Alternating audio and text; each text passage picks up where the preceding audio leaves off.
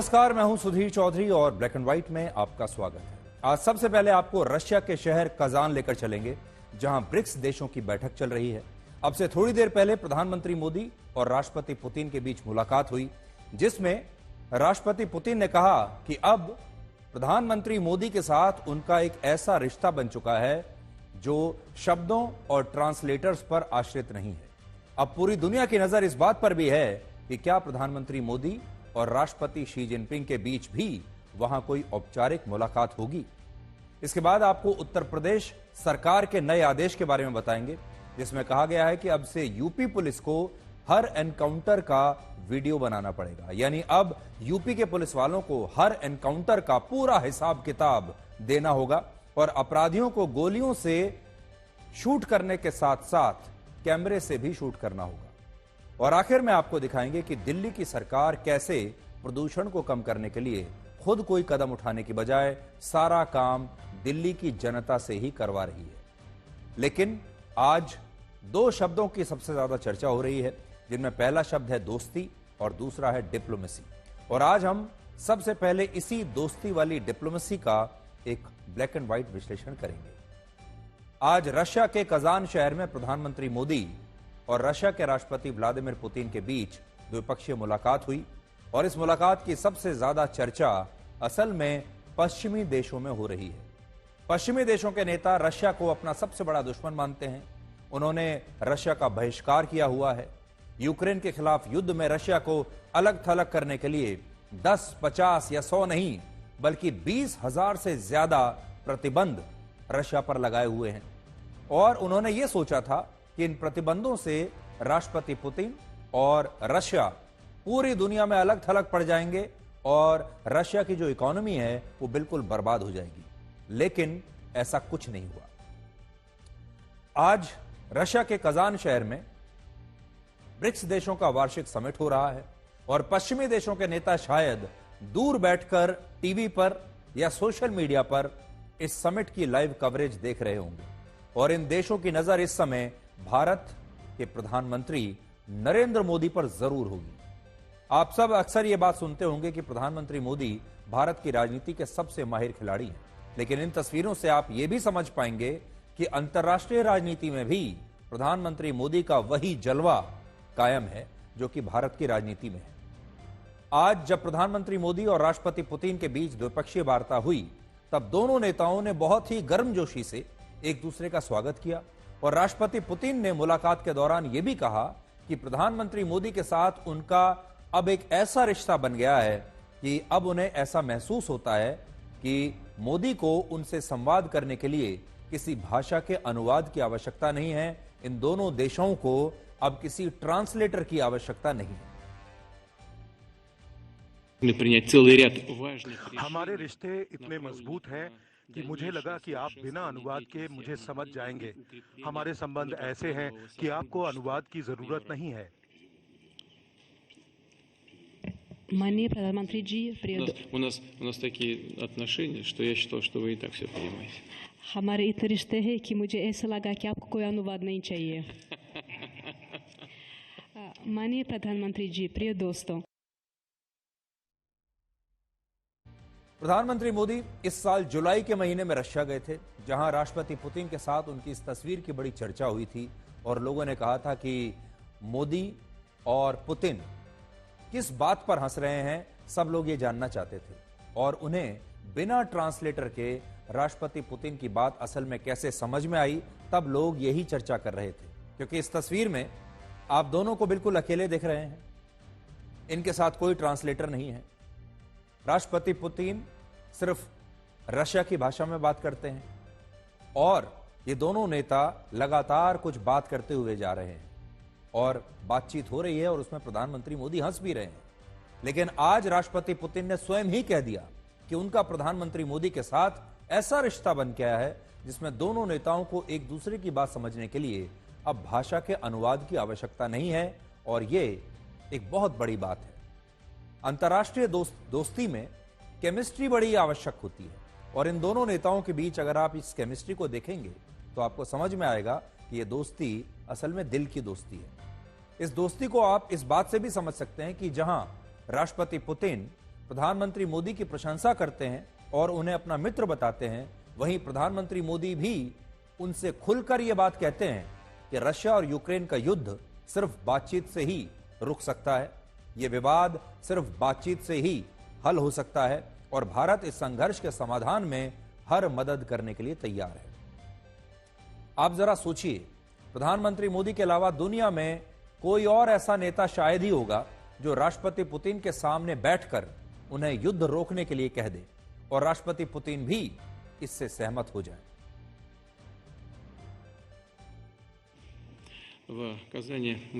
मुझे याद है हम जुलाई में मिले थे और कई अहम मुद्दों पर चर्चा हुई। हमने कई बार फोन पर भी बात की। कजान में आने का निमंत्रण स्वीकार करने के लिए आपको शुक्रिया। हमारी अगली बैठक 12 दिसंबर को नई दिल्ली में होने वाली है। हमारी परियोजनाएं लगातार विकसित हो रही हैं। आपने कजान में भारतीय वाणिज्य दूतावास खोलने का निर्णय लिया है, हम स्वागत करते हैं।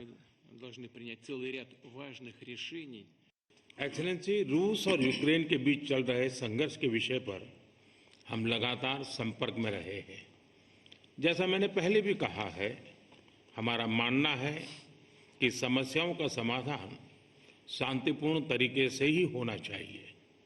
शांति और स्थिरता की जल्द से जल्द बहाली का हम पूरी तरह समर्थन करते हैं। हमारे सभी प्रयास मानवता को प्रमुखता देते हैं। आने वाले समय में भी भारत हर संभव सहयोग देने के लिए तैयार है। जिस ब्रिक्स समिट में हिस्सा लेने के लिए प्रधानमंत्री मोदी रशिया गए हैं, वो ब्रिक्स संगठन कुल 5 देशों को मिलाकर बना है। और इसमें कौन कौन है जरा देखिए। इसमें ब्राजील, रशिया, भारत, चीन और साउथ अफ्रीका शामिल हैं। और इस बार इस संगठन में 5 और देश आधिकारिक रूप से शामिल होने वाले हैं, जिनमें इजिप्ट है, इथोपिया है, ईरान, सऊदी अरब और यूएई का नाम भी इसमें है। वर्ष 2006 में यह संगठन इसलिए बना था क्योंकि इससे पहले तक दुनिया में जितने भी ऐसे संगठन थे, उनमें अमेरिका और यूरोप के देशों का बड़ा प्रभाव था। यानी ये सब संगठन पश्चिमी देशों के प्रभाव वाले थे और इसकी वजह से रशिया और अफ्रीका के देशों को ज्यादा महत्व नहीं मिलता था। लेकिन इसके बाद भारत और चीन की पहल पर ब्रिक्स की स्थापना हुई और अब रशिया में ब्रिक्स का 16वां वार्षिक सम्मेलन होने वाला है। आज प्रधानमंत्री मोदी के कजान पहुंचने पर उनका जबरदस्त स्वागत हुआ और इस दौरान उनके स्वागत में रशिया की कलाकारों ने भी भारतीय वेशभूषा में एक शानदार प्रस्तुति दी। अब आप देखिए इस वीडियो के जरिए प्रधानमंत्री मोदी का पूरा स्वागत।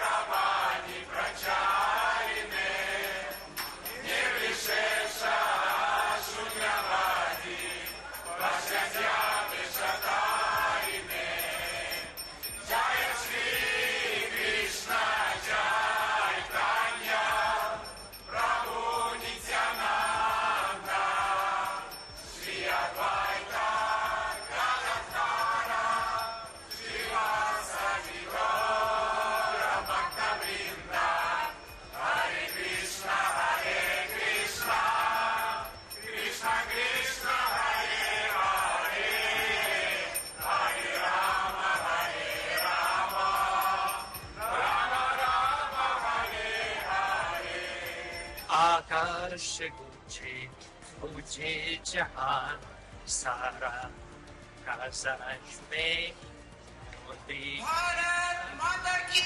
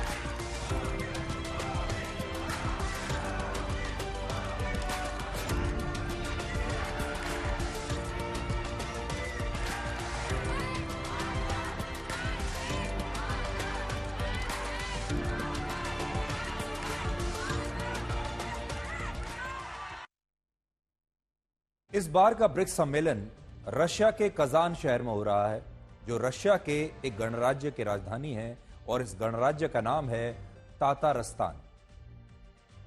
गणराज्य को अंग्रेजी में रिपब्लिक कहते हैं, जिसका मतलब ऐसे देश या क्षेत्र से होता है जो स्वतंत्र होता है। और रशिया में अभी कुल मिलाकर 22 गणराज्य हैं जो रशिया फेडरेशन का हिस्सा हैं, और इन देशों के लोगों ने खुद रशिया के साथ रहने का फैसला किया है, और इनमें तातारस्तान गणराज्य भी एक है। इसके अलावा तातारस्तान एक मुस्लिम बहुल गणराज्य है, जहां 54% आबादी मुसलमानों की है और 40% आबादी रशिया के ऑर्थोडॉक्स क्रिश्चियंस की है। तातारस्तान एक देश होते हुए भी रशियन फेडरेशन के अधीन है, लेकिन इसके बावजूद यहां इसका कोई विरोध नहीं होता और इस गणराज्य के लोगों को दुनिया के बाकी मुसलमानों से काफी अलग माना जाता है, और यहां के राष्ट्रपति भी रशिया के राष्ट्रपति से अलग हैं। आज भी कजान शहर पहुंचने पर प्रधानमंत्री मोदी का स्वागत इस गणराज्य के राष्ट्रपति रुस्तम मिनीखनोव ने स्वयं आकर किया, और इस शहर की खास बात यह है कि यहां आने वाले मेहमानों का स्वागत मुंह मीठा कराने से होता है, और मेहमानों को प्रमुख तौर पर वहां की 2 स्थानीय मिठाइयां खिलाई जाती हैं। इनमें एक ब्रेड केक होता है और दूसरी मिठाई को कहते हैं चकचक। तो चकचक का मतलब उन लड्डुओं से है जो सूर्य को परिभाषित करते हैं, और इन लड्डुओं को वहां की राष्ट्रीय मिठाई भी माना जाता है। और आज भी जब प्रधानमंत्री मोदी को कजान शहर पहुंचने के बाद हवाई अड्डे पर ही ये ब्रेड केक और लड्डू खाने के लिए ऑफर किए गए, उनका स्वागत हुआ इन मिठाइयों के साथ, तो उन्होंने चकचक को चखा नहीं, बल्कि सिर्फ इसे स्पर्श करके स्वीकार तो कर लिया, लेकिन इन मिठाइयों को उन्होंने खाया नहीं। तो यहां आप देखिए, प्रधानमंत्री मोदी आए, उनका स्वागत हुआ स्थानीय मिठाई से। अब दूसरी तस्वीर देखिए, चीन के राष्ट्रपति शी जिनपिंग जब यहां पहुंचे तो इसी ब्रेड केक और इन्हीं लड्डुओं को उन्हें भी ऑफर किया गया, और उन्होंने बड़े शौक से इन्हें खाया और चकचक को उन्होंने चखा भी।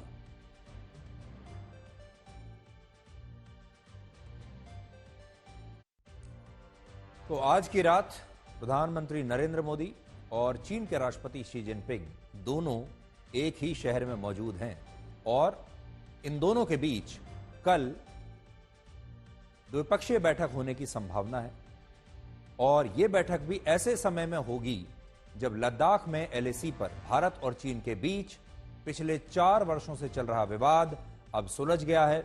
दोनों देशों के बीच एक बहुत ही महत्वपूर्ण समझौता सीमा विवाद को लेकर हो चुका है, और अब सारी दुनिया की नजरें इन दोनों नेताओं पर लगी हैं, और लोग ये देखना चाहते हैं कि क्या कल दोनों नेताओं के बीच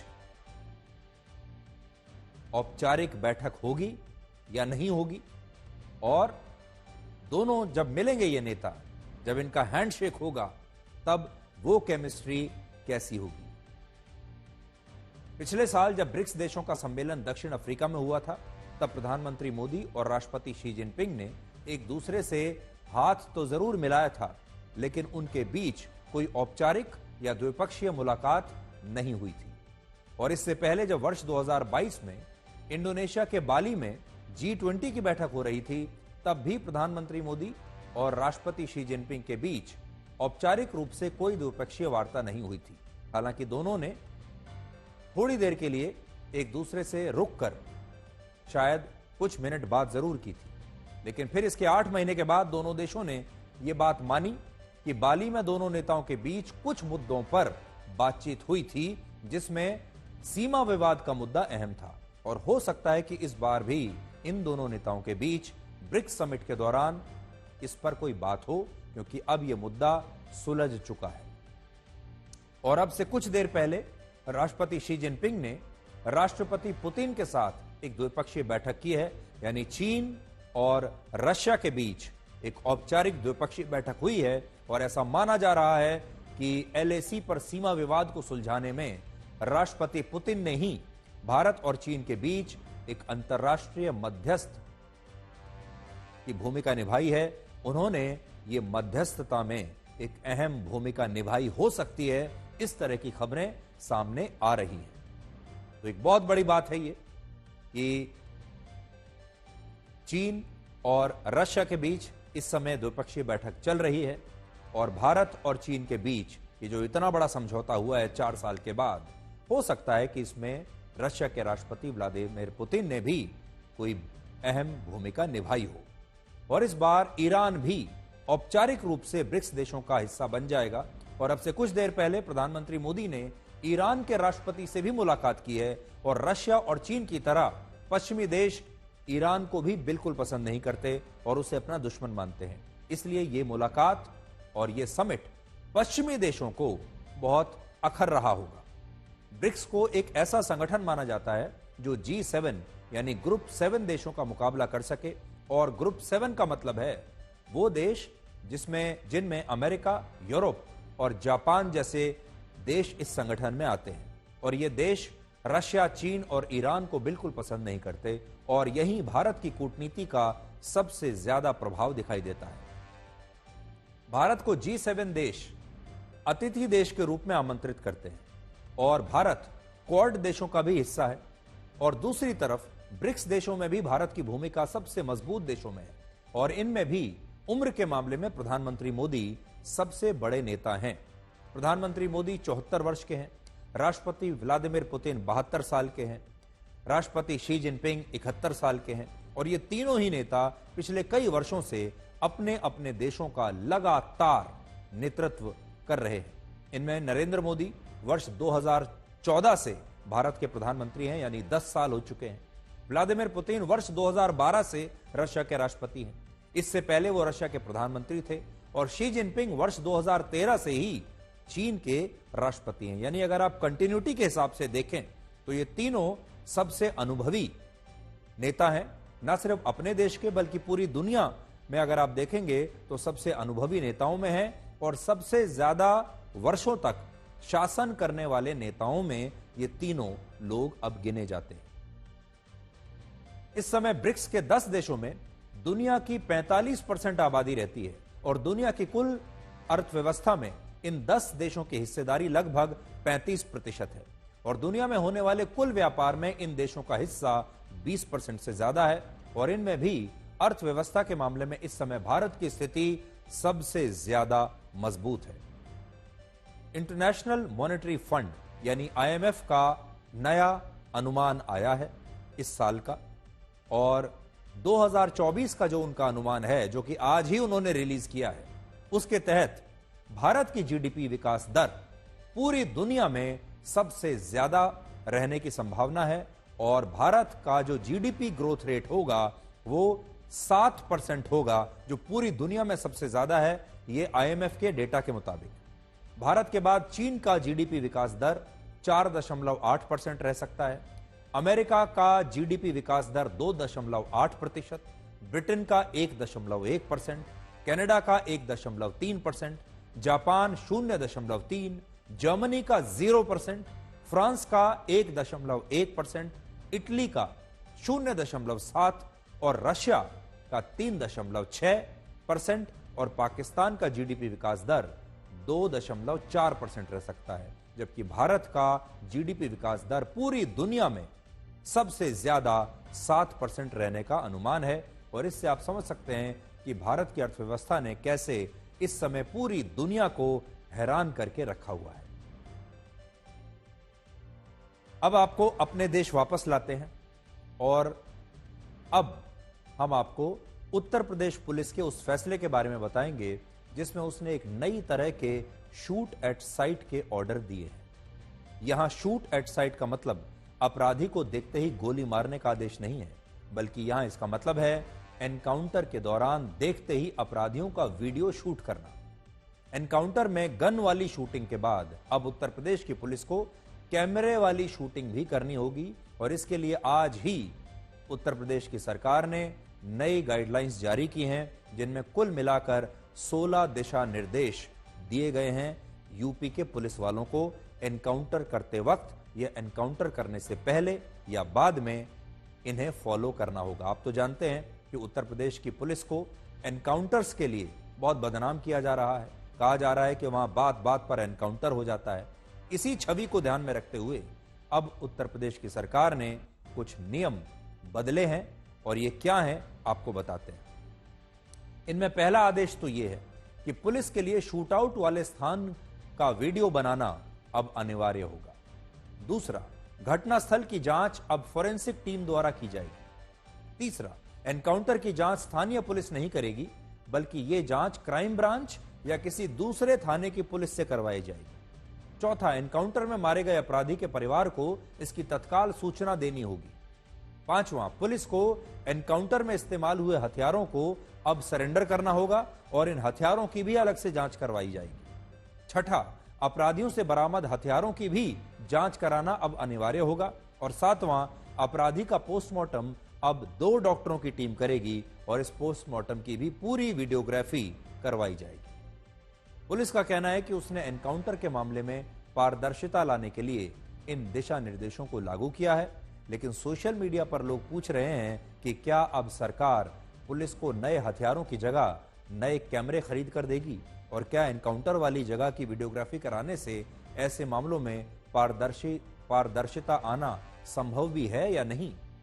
अब आप खुद सोचिए, एनकाउंटर उस स्थिति में होता है जब कोई अपराधी पुलिस से बचने की कोशिश में या तो पुलिस पर हमला करता है या भागने की कोशिश करता है, और जब पुलिस इस हमले का जवाब देती है तो इस मुठभेड़ को अंग्रेजी में हम एनकाउंटर कहते हैं। और यह सब कुछ कभी भी कहीं भी अचानक ही हो सकता है। एनकाउंटर प्लान करके तो होता नहीं है। अगर एनकाउंटर सही है तो वो योजनाबद्ध तरीके से नहीं होगा, वो तो अचानक होगा। लेकिन इन नई गाइडलाइंस के बाद पुलिस के जवानों को अब अपनी गन को लोड करते वक्त शायद पहले यह ध्यान रखना होगा कि उनका कैमरा ऑन है या ऑफ है। यानी गन तो लोड बाद में करेंगे, पहले कैमरे को लोड करेंगे, पहले देखेंगे कि कैमरा ऑन है या नहीं। इन दिशा निर्देशों से ऐसा भी लगता है कि अब उत्तर प्रदेश की पुलिस काफी दबाव में है और वो शायद ये साबित करना चाहती है कि कोई भी एनकाउंटर फर्जी नहीं होता और पुलिस अपराधियों में खौफ पैदा करने के लिए एनकाउंटर्स का सहारा नहीं लेती। तो आजकल उत्तर प्रदेश की जो पुलिस है वो इस तरह की छवि से ग्रस्त है जिसमें उस पर तरह तरह के आरोप लगाए जाते हैं। कहा जाता है कि वहां बात बात पर एनकाउंटर हो जाता है। आरोप लगते हैं कि इनमें से बहुत सारे एनकाउंटर फर्जी होते हैं और अब इन्हीं आरोपों से बचने के लिए अब ये नए दिशा निर्देश जारी किए गए हैं। अब दिलचस्प बात यह है कि पुलिस जब एनकाउंटर करेगी तो उस समय एक हाथ में शायद गन होगी और दूसरे हाथ में कैमरा होगा। समाजवादी पार्टी के अध्यक्ष अखिलेश यादव ने इन दिशा निर्देशों को गुमराह करने वाला बताया है और कहा है कि जब वीडियोग्राफी करने वाली भी पुलिस है और अपराधी का पोस्टमार्टम करने वाले डॉक्टर भी पुलिस के होंगे, शूट करने वाले भी पुलिस वाले हैं जो गन से शूट करेंगे और कैमरे से शूट करने वाले भी पुलिस वाले ही हैं, तो पुलिस के खिलाफ पुलिस की ही जांच में पुलिस को कोई कैसे दोषी साबित कर पाएगा। भाजपाइयों ने पुलिस पर भी हथकड़ियां लगा दी। इतना दबाव में पुलिस है। जब बीजेपी की नियति साफ नहीं है, आप न्याय कैसे दोगे? आपको डीजीपी का स्टेटमेंट नहीं सुनाई दे रहा कि पुलिस दबाव में है, तो डॉक्टर दबाव में नहीं होंगे। और आप जानते हो कैमरा क्या दिखाता है? भीड़ है ही नहीं, हाथ में 2 रिवॉल्वर। ये नया जमाना है। वर्ष 2017 से अप्रैल 2023 के बीच मुख्यमंत्री योगी आदित्यनाथ की सरकार में कुल मिलाकर 183 अपराधियों का एनकाउंटर हुआ, जबकि वर्ष 2022 में दूसरी बार मुख्यमंत्री बनने के बाद से योगी सरकार में 50 अपराधियों का एनकाउंटर हुआ है और सरकार पर यह भी आरोप लगे हैं कि वो अपराधियों का एनकाउंटर करते वक्त उनकी जाति और धर्म को पहले चेक करती है, पहले देखती है। हालांकि यूपी सरकार ने इन आरोपों को हमेशा से ही गलत बताया है, लेकिन समझने वाली बात यह भी है कि अगर सरकार एनकाउंटर के मामलों में पारदर्शिता के लिए ये नए दिशा निर्देश लागू कर रही है तो इससे ऐसा जरूर लगता है कि वो शायद इस मुद्दे पर बैकफुट पर हो सकती है या फिर ये अपनी छवि सुधारने की एक कोशिश हो सकती है।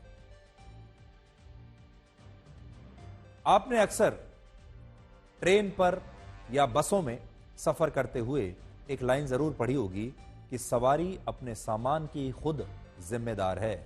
सवारी अपने सामान के लिए खुद जिम्मेदार है, ऐसा आपने कई बार पढ़ा होगा। लेकिन जरा सोचिए, अगर सरकार, सरकारी सिस्टम, नगर निगम, अदालतें और बड़ी बड़ी संस्थाएं होते हुए भी सरकार लोगों से उनका वोट लेने के बाद, चुनाव जीतने के बाद ये कह दे कि अब जनता अपनी जान के लिए खुद जिम्मेदार है, तो क्या होगा? दिल्ली में बिल्कुल ऐसा ही हो रहा है। वायु प्रदूषण के कारण गैस चेंबर बन चुकी देश की राजधानी दिल्ली में इस समय 2.5 करोड़ लोगों के साथ यही मजाक चल रहा है, जिससे अभी तक किसी को कोई आपत्ति ही नहीं। जिस संविधान को बचाने के लिए दिन रात राजनीति होती है, वो संविधान कहता है कि इस प्रदूषण को कम करने की जिम्मेदारी सरकारों की है, लेकिन हमारी सरकारों का कहना है कि इस प्रदूषण को कम करने की जिम्मेदारी उल्टा आम जनता की है। कम से कम उनके काम देखकर तो यही लगता है कि दिल्ली की सरकार ने यह मान लिया है कि प्रदूषण को कम करने की जिम्मेदारी उनकी नहीं बल्कि जनता की है। आम आदमी पार्टी की सरकार ने दिल्ली में दिन रात मेहनत करने के बाद अब यह फैसला लिया है कि वो प्रदूषण को कम करने के लिए रेड लाइट ऑन गाड़ी ऑफ नाम का एक अभियान चलाएगी। और कुछ लोग खुश भी हो रहे हैं कि सरकार चलिए कम से कम जागी और सरकार इस प्रदूषण को कम करने के लिए बड़े गंभीर कदम उठा रही है। इसमें सरकार लोगों से कहती है कि जैसे ही आप ट्रैफिक सिग्नल पर आएंगे और वहां पर रेड लाइट होगी, आपको अपनी गाड़ी बंद कर देनी चाहिए, इंजन ऑफ कर देना चाहिए। अगर रेड लाइट ऑन है तो आपकी गाड़ी का इंजन ऑफ होना चाहिए। आज हमारा सवाल यह है कि इस अभियान को चलाने में आखिर सरकार को क्या जरा सी भी मेहनत करनी पड़ रही है? ये सारी गाड़ियां आम जनता की हैं, उसमें पेट्रोल और डीजल भी आम जनता ने अपने पैसों से डलवाया है, जिस पर जनता जीएसटी देती है, वैट देती है, टैक्स देती है, सरकारों को यह पैसा जाता है। गाड़ी भी ट्रैफिक सिग्नल पर आम जनता को ही बंद करनी है। तो फिर इसमें आखिर सरकार का क्या रोल है? क्या सरकार सिर्फ इतना कह देगी कि आप अपनी अपनी गाड़ी बंद कर दीजिए और उससे प्रदूषण कम हो जाएगा? सरकार सिर्फ आपके साथ एक मनोवैज्ञानिक खेल खेल रही है, जिससे ऐसा लगता रहे जनता को कि इस प्रदूषण को कम करने के लिए सरकार की तरफ से बड़े गंभीर कदम उठाए जा रहे हैं, जबकि हकीकत में ऐसा कुछ है नहीं। और इस बात को एक और उदाहरण से समझिए।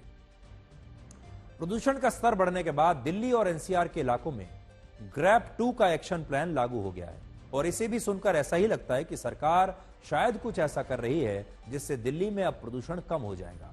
लेकिन इसकी सच्चाई भी कुछ और है। इस एक्शन प्लान के तहत दिल्ली में गाड़ियों की पार्किंग फीस महंगी हो जाएगी, यानी जो आप पार्किंग करेंगे अपनी गाड़ी को कहीं भी, अब आपको पार्किंग का ज्यादा पैसा देना पड़ेगा, जिससे लोग अपने निजी वाहनों का कम इस्तेमाल करेंगे। ऐसा सरकार ने सोचा कि जैसे ही वो पार्किंग फीस बढ़ाएगी, लोग अपनी गाड़ियों को बाहर निकालना कम कर देंगे। ये अच्छी बात है, लेकिन एक बार सोचकर देखिए, अगर पार्किंग फीस है तो ये फीस आपकी जेब से ही तो जाएगी, और अगर सरकार प्रदूषण के नाम पर आपसे और ज्यादा पार्किंग फीस वसूल रही है तो इसमें सरकार कौन सा नया काम कर रही है? हकीकत में सब कुछ आप ही कर रहे हैं। इसी एक्शन प्लान के तहत आपात और जरूरी सेवाओं के अलावा डीजल से चलने वाले जनरेटर्स पर प्रतिबंध होगा। होटल और रेस्टोरेंट्स में बिजली और गैस के उपकरण ही इस्तेमाल होंगे। कोयला और लकड़ी जलाने पर पूरी तरह प्रतिबंध होगा। निर्माण स्थलों की नियमित जांच होगी, और जिन इलाकों में ज्यादा प्रदूषण है वहां सड़कों पर पानी का छिड़काव होगा। इस छिड़काव को छोड़कर बाकी सब काम आप ही करेंगे। लेकिन सोचिए, सारी वो चीजें हैं जो लोगों को खुद करनी है, और इसमें सरकार की ना के बराबर भूमिका है। लेकिन इसके बावजूद सरकार कहती है कि वो एक्शन प्लान लागू करके प्रदूषण को कम करने का प्रयास कर रही है। तो ये एक्शन प्लान है। दिल्ली और एनसीआर के इलाकों में प्रदूषण का स्तर 300 को पार कर चुका है। हरियाणा, पंजाब, उत्तर प्रदेश, बिहार, राजस्थान, मध्य प्रदेश और उत्तराखंड और हिमाचल प्रदेश के भी कई इलाकों में हवा की जो क्वालिटी है वो इस समय काफी खराब है। और यह दुख की बात है कि अब आपसे साफ हवा में सांस लेने के अधिकार को भी छीन लिया गया है। दिल्ली में जो प्रदूषण है उसमें सबसे ज्यादा 40% हिस्सेदारी डस्ट यानी धूल और मिट्टी की है। लगभग 25% हिस्सेदारी वाहनों से निकलने वाले धुएं की है। लेकिन सोचिए, हमारी सरकारें इतने वर्षों से इस प्रदूषण को रोकने के लिए कुछ ज्यादा नहीं कर पाई, और वो हर साल आपके साथ ऑप्टिक्स का खेल खेलती है। ऑप्टिक्स मतलब कि आपको दिखाई देना चाहिए कि सरकार कुछ कर रही है, सरकार कुछ करते हुए दिखे, बस इतना ही। काम हो रहा है या नहीं, प्रदूषण कम हो रहा है या नहीं, इसकी कोई बात नहीं करता। सरकार कुछ करते हुए दिखे बस। और इसमें प्रदूषण को कम करने की जिम्मेदारी आखिरकार आप पर ही थोप दी जाती है। जब अरविंद केजरीवाल जेल से बाहर आए या जब बीजेपी हरियाणा के चुनाव में लगातार तीसरी बार जीती, तब दिल्ली में खूब पटाखे फोड़े गए थे। लेकिन दूसरी तरफ जनता से यह कहा जाता है कि प्रदूषण के कारण इस बार भी दिवाली पर पटाखों की बिक्री और पटाखों के इस्तेमाल को अपराध माना जाएगा। अब सोचिए, यहां पटाखे नहीं फोड़कर भी आप ही प्रदूषण को कम कर रहे हैं और इसमें भी सरकार कुछ नहीं कर रही।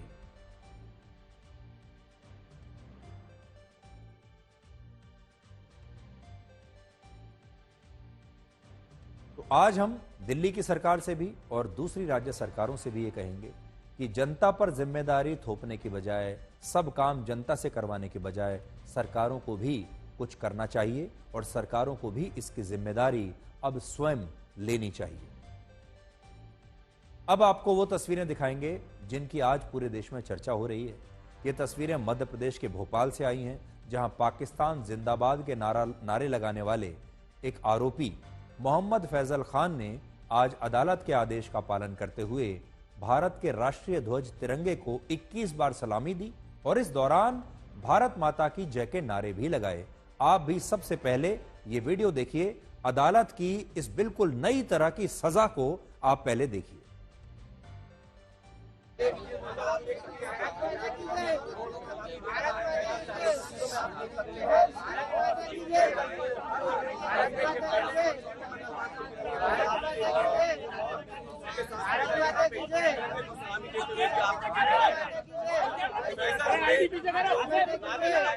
उसके बाद 21 बार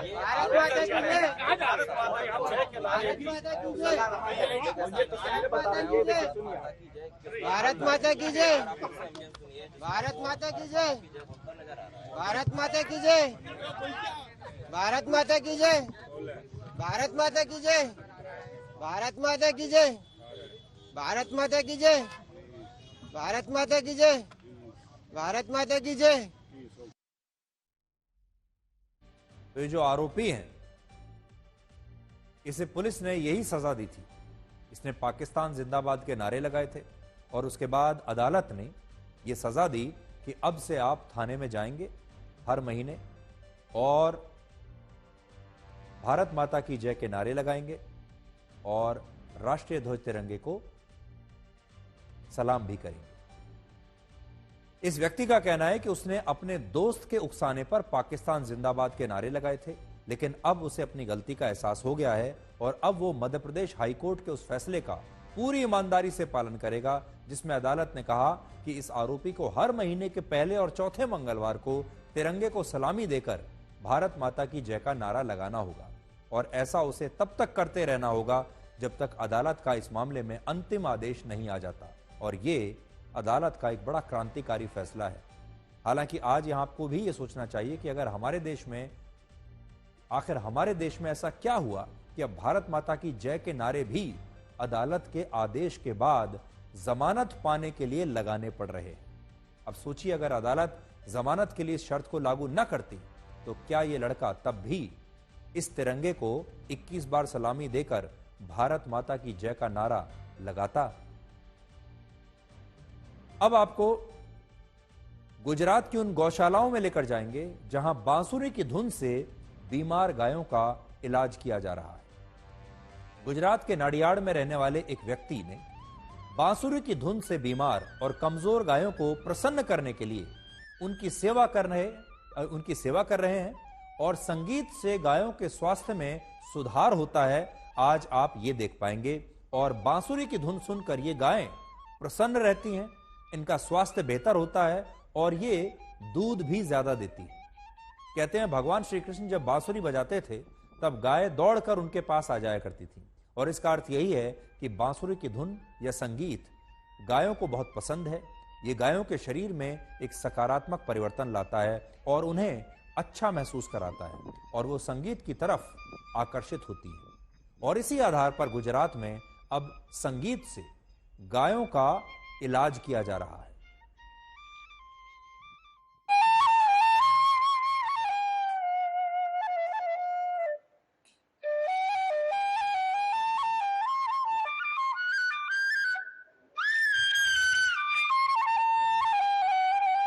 गाय और बांसुरी उनका जो नाता है वो सालों से चला आ रहा है।